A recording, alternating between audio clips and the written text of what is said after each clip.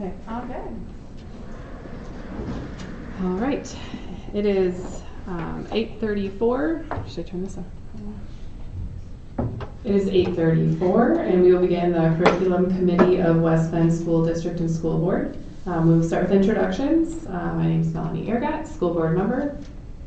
Tani Schmidt, School Board Member. Jill Reese, Director of Curriculum Instruction. Tim Harder, Director of Technology. Tina Van Roo, District Data Coordinator. Okay, yes.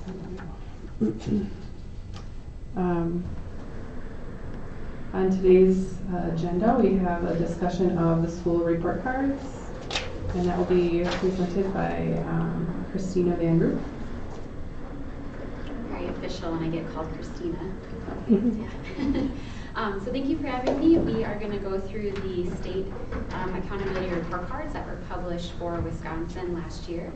We'll kind of go slide by slide, giving an explanation of how the report cards are created, and then go through our results as well.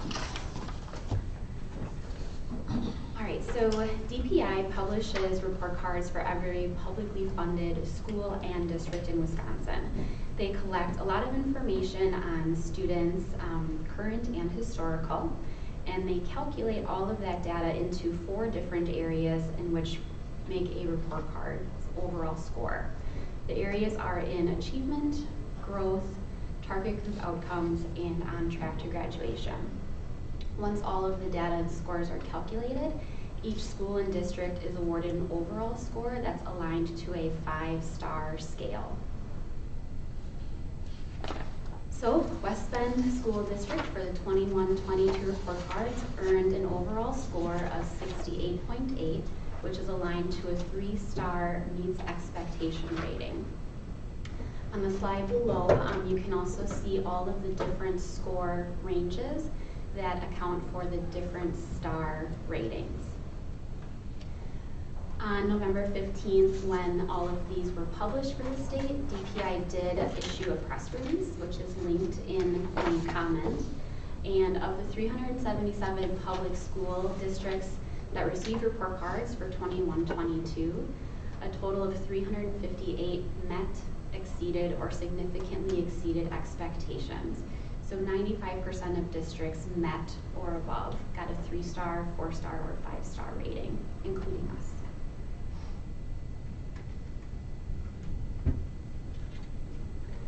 The district report card, like I said, is full of data and full of calculations. On the top of the report card, you'll see a statement that the district issues, as well as a lot of demographic information. One piece of demographic information that's really important into how the scores are calculated is the percent of students that are economically disadvantaged. The rate, or the percentage that's listed there, makes the achievement and the growth sections fluctuate. So if your student population is less than 35% economically disadvantaged, you're going to have more weight to the achievement scores and less weight to the growth. If your population is greater than 35% economically disadvantaged, it flip-flops, and more calculation and weight is applied to growth and less to achievement. Our demographic is displayed on the slide, so we fell in the 32.4% economic disadvantage. And as the colorful pie chart shows, you can see the dark purple achievement is weighted more heavily than the blue growth.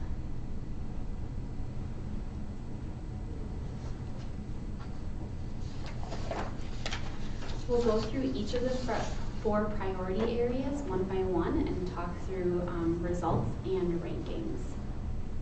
So the first area is in achievement. So achievement is calculated using at least 3 years of state assessment scores. So students in grades 3 through 8 take an ELA and math test using the Wisconsin Forward exam. Students in grades 9 and 10 took the ACT Aspire, and students in grade 11 took the ACT with writing. There's a small percentage of students that take an alternate assessment based off of their special needs, and that assessment is called the DLM, Dynamic Learning Maths. So all of those assessments, 3 years of data is used to calculate these scores for ELA and math. The top image will show the overall score, and it will also break down some bars for ELA and for math. Our district is in the dark blue, and then there is a state comparison light blue smaller bar underneath. So in both areas, ELA and math, we did exceed the state's K-12 performance. The second picture is a ranking. So this will tell you graphically where most of the K-12 districts in the state fell. So the dark blue vertical bar is where our district fell, but it's also the highest bar, so that shows you that the majority of the K-12 districts also fell in that area. And then the statement above the graph shares the ranking. So our district was the same or higher than 81.3% of the districts in the state. So high score for achievements as well as the state ranking.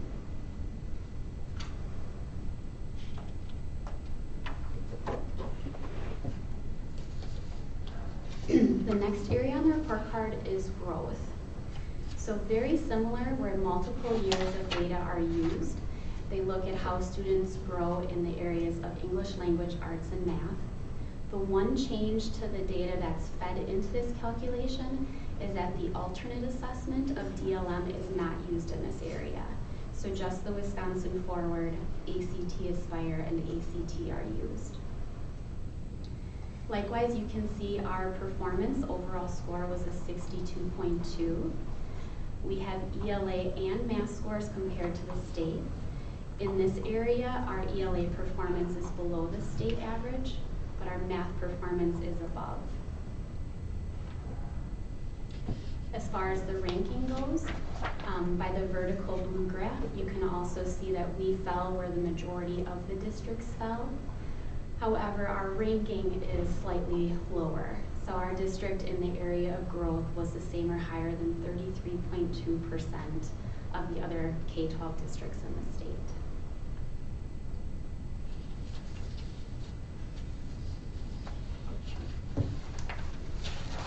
The next area is on track to graduation. There's a variety of data that comes into this area. First is chronic absenteeism. They want to see of your students that are attending regularly and score their attendance rate. The second area is one or two things. On the district report card, as well as the high school's report cards, this area will be listed as graduation rate. On the K-8 schools, this area will be listed as attendance. So since we're looking at the district results, the graduation will be shared with you today. The third area is third grade English language arts, and the fourth is 8th grade math. In all of the areas, we are above the state average. For the ranking, again, you can see that we fell where the majority of the districts fell, and our ranking was 63.9.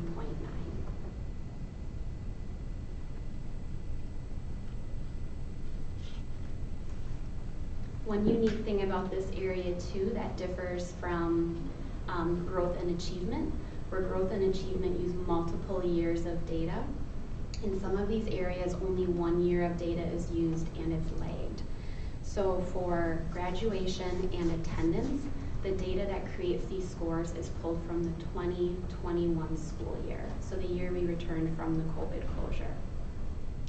And that's just due to the collection process that the state has, because it lags and takes time to get calculated.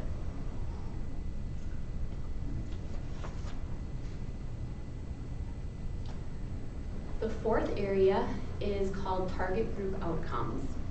Target group outcomes can be looked at as a mini report card within the report card. It takes all sorts of information that we've already seen, achievement, growth, absenteeism, and graduation, but it calculates those scores for just the bottom 25% of our performers. So it's targeting our lowest achievers and seeing how they're doing in all of these different areas. since it's unique to each district and school, there is no state comparison bar because it's intended for us to be able to target and help improve those lowest performers. The second graphic that shows the ranking, you can see that the state is somewhat split. There are two bars that are vertical bars that are almost identical, falling between the 50 to 60 and 60 to 70 percentile rank. We fell in the lower of the two, and our district score was the same or higher than 29.8% of the other K-12 districts in the state.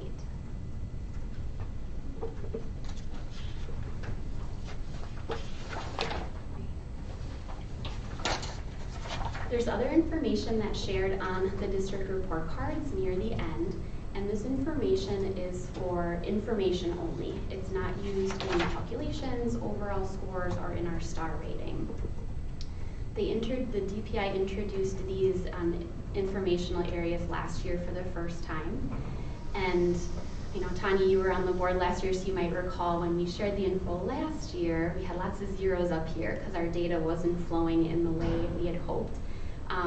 Big credit to our technology team who worked really hard to get our data flowing correctly to the state.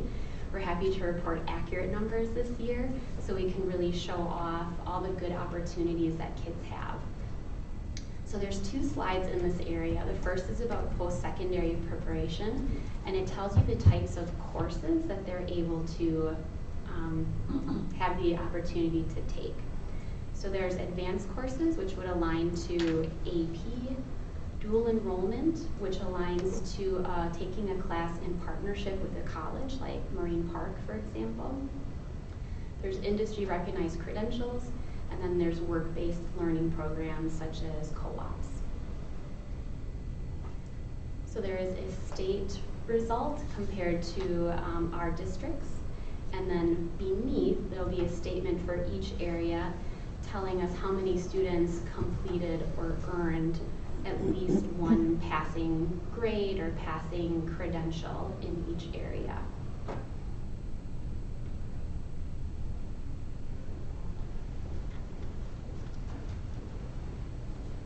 So this is just the percentage of kids that took advantage of these opportunities is what this is, not necessarily like how much we offer versus other districts. Correct. So for advanced courses, we offer 40 plus AP classes. The percentage here is the percent of students that took and passed at least one. Okay. So we had 436 students successfully complete at least one AP class. We actually have a lot of students that take one or more AP classes, sure, but they're only given credit once in this rating. Okay. And that would be the same for each of the categories. We have multiple dual enrollment opportunities because the college courses through MPTC and technical credits and things like that are very robust, and a lot of times kids take more than one and they get credit for at least one that they pass here.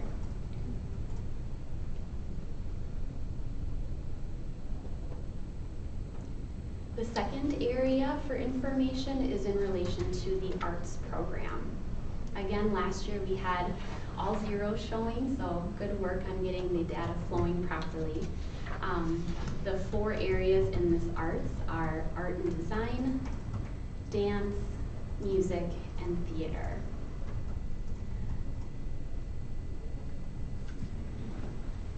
Mr. Harder? Yes. Wasn't COVID a reason for the zeros we had last year as well? It had to do with tagging of how the state asked for the data. So there's about 18 different places you check, and of course I'm asking for that. COVID did show that we had a drop in the number of students, but not the zeros specifically itself. So many schools saw with COVID, when we closed that spring, and then the following year, less students taking some of their elective courses. Not every school district provided the opportunity that we did for in-person classes. We also saw the year where we had a large influx of students who were virtual.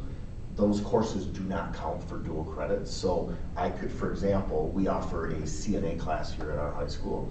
The virtual platform offered a CNA class, but it doesn't come with all of the articulated pieces with Moraine Park. So the 12 students who took it virtually, let's say it was 12, don't count in those numbers at that point. So we continue to see our numbers rebound at that point in time.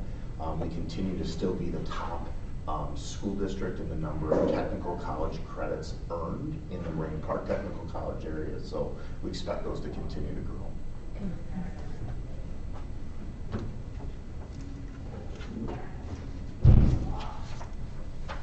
Do we offer a dance course?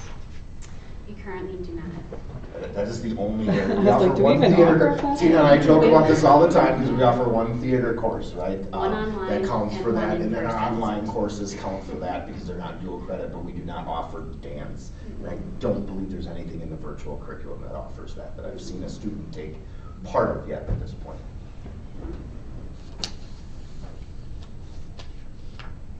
So that kind of sums up the district report card. Do you have any questions on it before I transition to talking about our school's results?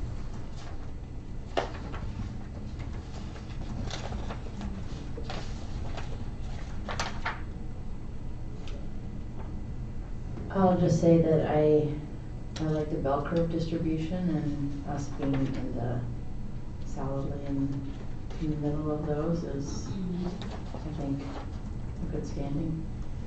Agreed.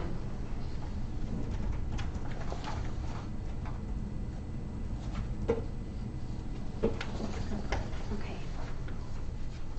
All right, so we're going to move on to looking at each school's results.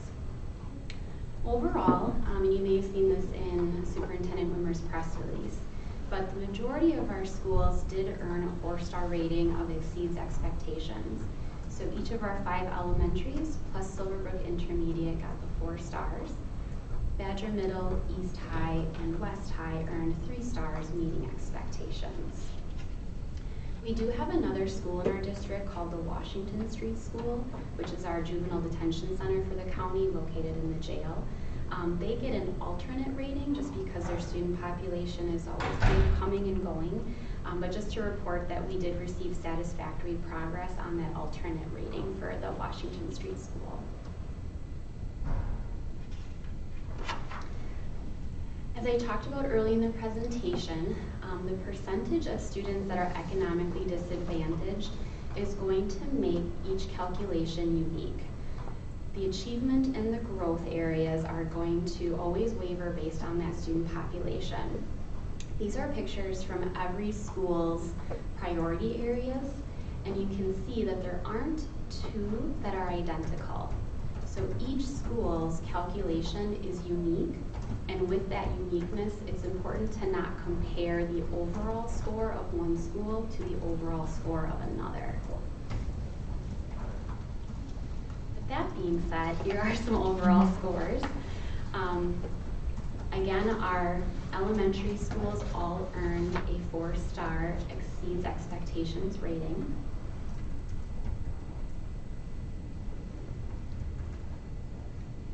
Amongst those results, each school had an area to celebrate. Decorah in ELA and math in the priority area of achievement continues to be above the average of the K-5 state performance school comparisons. Both Fair Park and Green Tree Elementary had fantastic results in the area of math growth. Fair Park earning a 98.3 and Green Tree earning a perfect score of 100. Jackson Elementary in the area of achievement has scored an 80 or higher on their score every single year since the report cards in 2016-17. So they have a long trend of high achievement scoring. And for McLean, their achievement rank, how they compare to other K-5 elementary schools in the state, is 92%. So they are 92% or above all the other K-5 schools in the area of achievement.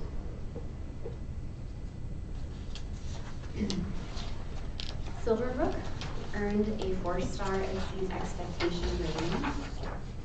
We are happy to say that their overall growth score and their ranking in the state increased from the previous year's report cards. Silverbrook, although an intermediate school in West Bend, it's compared to all of their K-5 schools in the state. So in the state size, it's an elementary school because they have 5th graders in their building. For Badger Middle School, their ELA and math achievement, much like Decorah, continues to stay above that state average performance. And Badger had earned a 3-star meets expectation rating.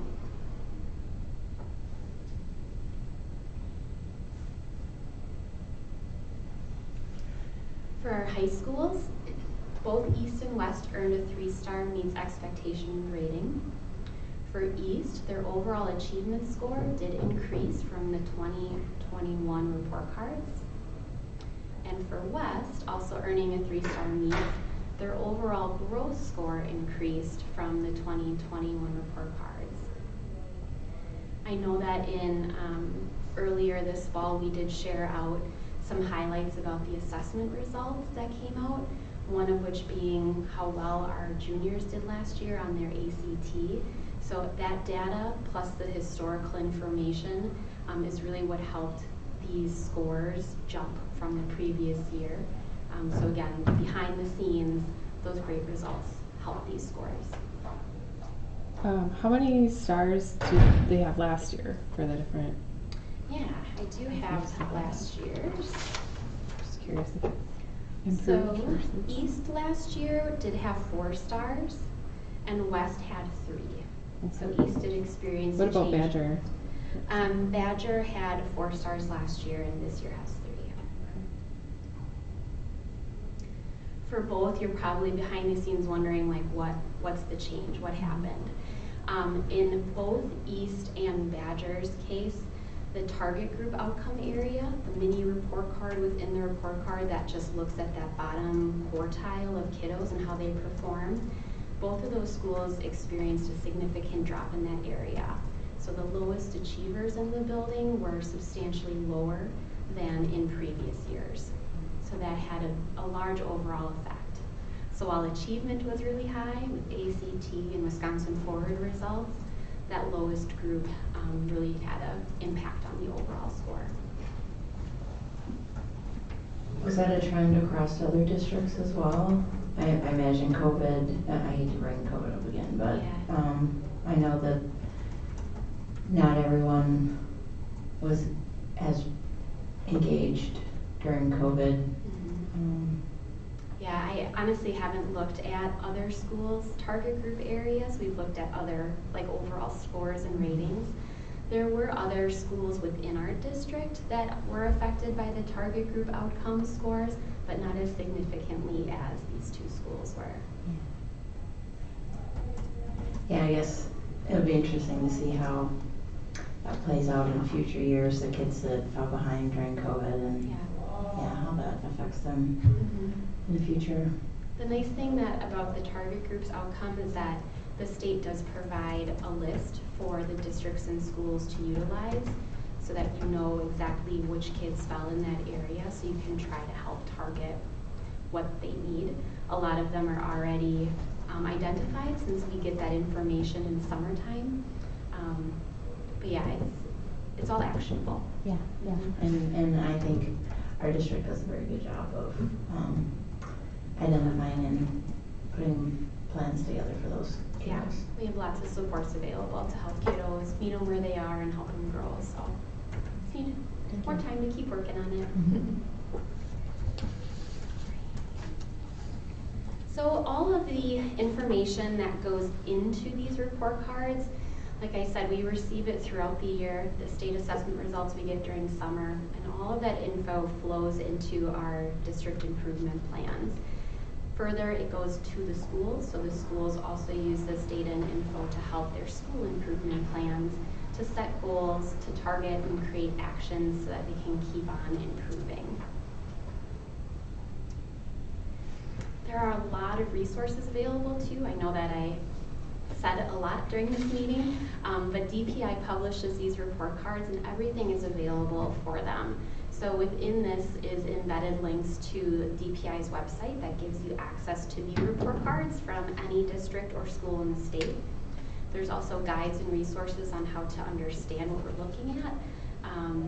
One of our favorite resources is the data at a glance. You know, you want to know what years of info is in there. It's important to know certain things like how attendance and graduation, even though it's the 21-22 report card, we're looking at the 2021 data. So there's lots of great resources. Furthermore, we did update our own website. So each school and district report card, as well as the link to DPI, is available on our website too. Do you have any further questions? Can I add something, Tina? Mm-hmm. Just to clarify also, we did a hard look, and Tina, I credit Tina and Wendy Fassbender for doing a really heavy dig into the attendance data. Attendance data does mark us 3 times on these report cards. And so we noticed a few anomalies, and so they worked really hard on fixing that, and so that will affect us in a really positive way in the future also. So something we couldn't necessarily change for this year because of the lagging data that's in there, but it will affect us down the road, and they've made some pretty significant positive changes in that area, so it's really cool. Yeah, the attendance on here from 2021, like I said, was the year we returned from COVID. So while we're grateful to be in person, there were a lot of students that still missed school due to attendance protocols, safety reasons, etc. But we were able to stay open, which is great. So our attendance does look better than a lot of the state, but it was a tricky year to keep the kids in the building. So obviously that has improved, and knock on wood, we're in a good place, so our attendance should continue to rise.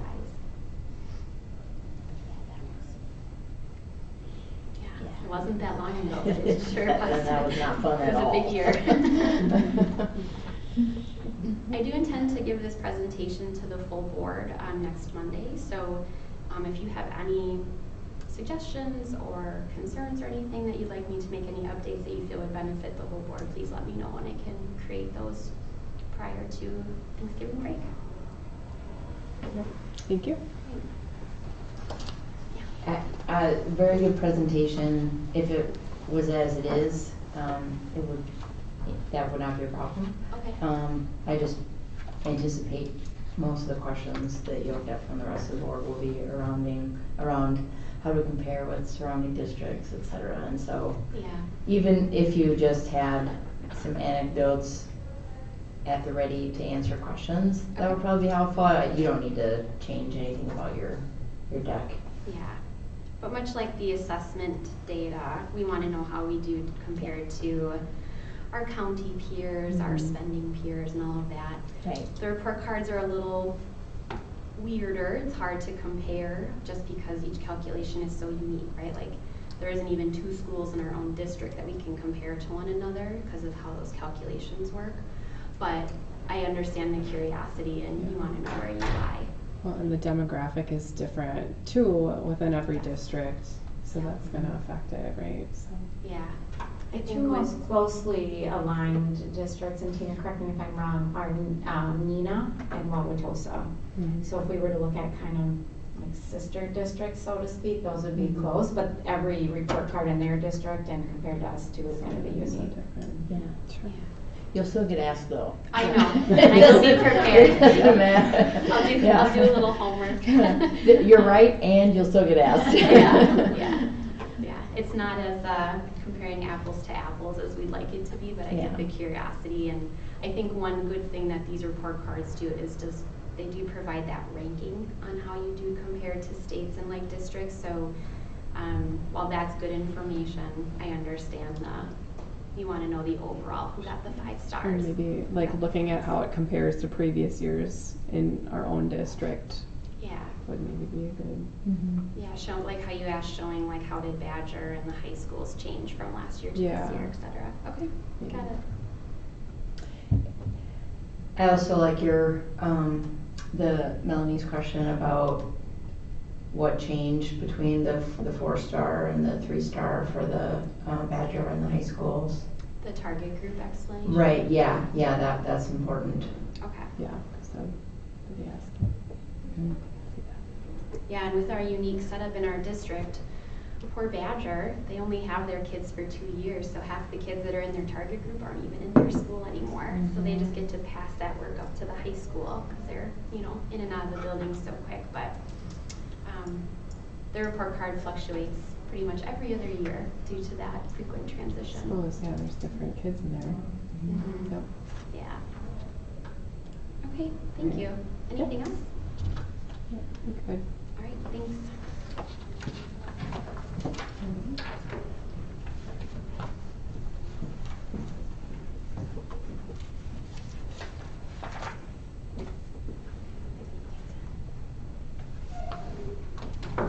Thank you, Tina. Very helpful. I just came this morning to update you on where we are with our program reviews and this chart that we shared at the last meeting. So the first thing I wanted to tell you is this chart, if you remember, I shared with you that it was going to be flexible and we were going to use it in the best way possible to bring any curricular revisions, course revisions, those things forward. If you look at 22-23, we previously had ELA 912 in this year, and after meeting with that team at the high school, they're taking a little bit different process this year, so we put them on the list for next year, pending what happens with the process they're following this year. So just to keep you in the loop, they are going to do something called a course revision process, and they go through that with their department and then with their high school admin team before it comes forward to kind of the curriculum team. And so they're going to work through that process this year and see what they kind of develop from that. And then based on that, they'll do a full program review if needed after they finish that. So that pushed it to next year. In addition, then I also moved social studies. And I hope you remember that when we talked about it before, one of the things that I really value and try to be on top of is how much pressure or expectation we're putting on our K-4 teachers when they're getting new curriculum every single year. So we did push that out. I know that it's not super optimum either way, but we did push it out to make sure that we're attending to their needs in terms of the load they have to lift with new curriculum pieces and things like that. Based on that, we do have 3 reviews in process right now. And so we have math, K-12. We have Aaron Faust and Curtis Marquardt leading that process. We have assessments pre-K-12. We have Christina Van Roo and Heidi Spangola leading that process. And then we have physical education pre-K-12, and we have John Groff leading that process. So those are all set up, and they're working on a timeline for that. The way it looks right now is they will have about 4 meetings before the end of January, kind of a short timeline. And those meetings are to develop the mission, the vision, program outcomes, investigate data, and make recommendations. And there's teams of teachers on all of those committees. They then bring that report to Cabinet. Cabinet then scores them on a rubric based on the district pyramid and the district goals and outcomes. And then they give steps forward from there, Cabinet does. So once that happens, Cabinet then makes a recommendation what they should move forward on. And it could be things like an RFP, purchasing curriculum or content, any curricular shifts. If those things come forward, then of course they come back to curriculum committee, and then they go to the full school board if we're making any changes like that. So that's kind of the full timeline to follow along this chart. It's pretty intense and it's pretty tight. The idea would be that if there were things for purchase, we would have those kind of set up for curriculum committee and the full school board for spring. So for March, April, those months. And then the idea is that if we have to purchase or we plan to purchase, we would purchase this spring for implementation for next school year. Or possibly July 1 for implementation next school year. So lots of information, just a few updates on kind of what's going on with our curricular reviews, and then I wondered if you had any questions.